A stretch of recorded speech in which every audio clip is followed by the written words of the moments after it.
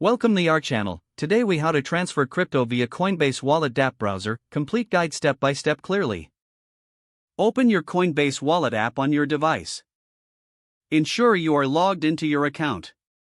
Locate the dApp browser within the wallet. Tap on the dApp browser icon to access various decentralized applications. In the search bar, type the name of the dApp you wish to use for your transaction. Select the dApp from the search results. Once the dApp loads, navigate to the section for transferring or sending crypto. Select the cryptocurrency you want to transfer. Enter the recipient's wallet address carefully. Double-check the wallet address for accuracy. Specify the amount of cryptocurrency you wish to send. Review any transaction fees associated with the transfer. If everything looks correct, proceed to confirm the transaction. Authenticate your transaction as required by your wallet settings.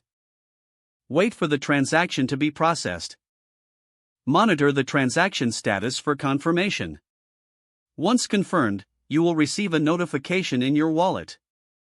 Your crypto has now been successfully transferred via the dApp browser. If the page does not load, refresh the browser or try again in a private or incognito window. Make sure you are using the correct email address, then retype it carefully to avoid small typos. If your password is not accepted, use the reset option and create a new strong password you can remember. Check your spam folder for verification or security emails, then complete any requested confirmation steps. Enable two-factor authentication if available to improve account security and reduce unauthorized access risk. After signing in, review your profile details so your contact information and settings are accurate and current.